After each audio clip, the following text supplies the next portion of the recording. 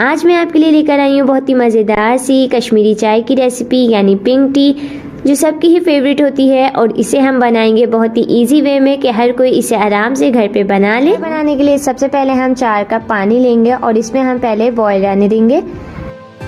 تو یہاں پہ اس میں بوائل آ چکا ہے۔ اب اس پہ ہم ایڈ کر دیں گے 4 عدد ہری الائچی، اور اسی کے ساتھ اس میں ایڈ کریں گے 4 عدد لونگ، 2 بادیان کے پھول ایڈ کریں گے، اور 1 انچ ہم دار چینی کا ٹکڑا ایڈ کریں گے، اور لاسٹ اس میں ایڈ کر دیں گے ½ ٹی اسپون نمک۔ اب اس میں ہم ایڈ کریں گے 2 ٹیبل اسپون کشمیری چائے۔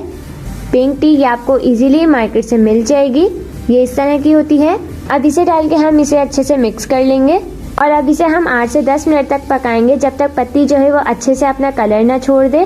اس طرح سے اسے چلاتے ہوئے ہم نے پکا لینا ہے۔ اسے ہم نے جب تک پکانا ہے جب تک کہ ہم نے پانی 4 کپ ایڈ کیا ہے، اس میں جب تک 2 کپ پانی نہ رہ جائے، اسے ہم نے جب تک پکا لینا ہے۔ تقریباً 8 سے 10 منٹ ہو چکے ہیں۔ اب اس میں ہم ایڈ کر دیں گے 1/4 ٹی اسپون بیکنگ سوڈا۔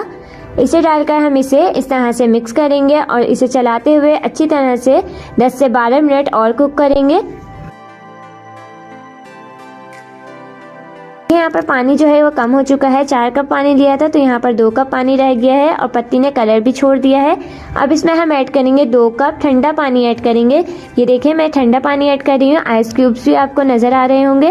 تو اس میں ہم نے ٹھنڈا یک پانی ایڈ کرنا ہے، اس سے ہماری پتی میں اور اچھا کلر آتا ہے، اور اسے ہم دوبارہ سے کوک کریں گے جب تک پانی دوبارہ سے 2 کپ نہ رہ جائے۔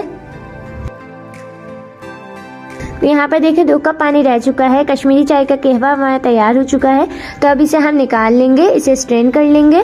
آپ اسے ایئر ٹائٹ جار میں اسٹور بھی کر سکتے ہیں 1 ہفتے تک، یہ بالکل خراب نہیں ہوگی۔ تو اب اسے ہم اس سائڈ پہ رکھیں گے اور چلتے ہیں دودھ بوائل کرنے کی طرف۔ یہاں پر ہم نے 2 کپ دودھ لے لیا ہے، اور دودھ کو میں نے بوائل کر لیا ہے۔ اب اس میں ایڈ کر دوں گی 2 ٹیبل اسپون چینی۔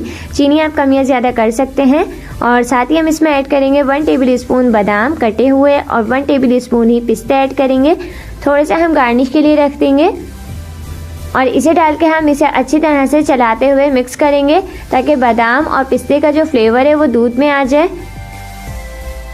تو یہاں پر ہم نے اگر دودھ کو جتنا اچھے سے ہم نے دودھ کو پکائیں گے اتنا ہی اچھی ہماری کشمیری چائے بن کر تیار ہوگی۔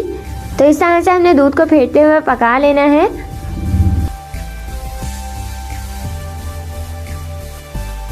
یہاں پہ میں نے دودھ کو اچھے سے پکا لیا ہے۔ اب اس میں ہم ایڈ کر دیں گے کشمیری چائے کا قہوہ جو ہم نے تیار کر کے رکھا ہوا ہے۔ تو اس میں ½ کپ پہلے ڈال کے ایڈ کر رہی ہوں، پھر ہم کلر کے حساب سے ایڈجسٹ کر لیں گے۔ تو یہاں پر دیکھیں ماشاءاللہ سے بہت ہی اچھا کلر آیا ہے۔ اب اس میں تھوڑا سا ہم اور ایڈ کر دیں گے، تو اسے ہم مکس کریں گے، 1 سے 2 منٹ کوک کریں گے، اور اس کے بعد ہم اسے نکال لیں گے۔ تو تیار ہو چکی ہے ہماری بہت ہی مزیدار سی کشمیری چائے۔ اوپر سے ہم بادام اور پستے سے گارنش کر دیں گے۔ تو اس سردی کے سیزن میں آپ اسے گھر میں ضرور بنائیں، اور گرما گرم کشمیری چائے اپنی فیملی اور فرینڈس کے ساتھ انجوائے کریں۔ اور اگر آپ کو میری ریسیپی پسند آئے تو میری ویڈیو کو لائک اور شیئر کرنا بھی مت بھولیے گا۔ میں لے کر آتی رہوں گی آپ کے لیے نیو اینڈ ایزی ریسیپیز۔ تو اپنا بہت سارا خیال رکھیں۔ Thanks for watching. اللہ حافظ۔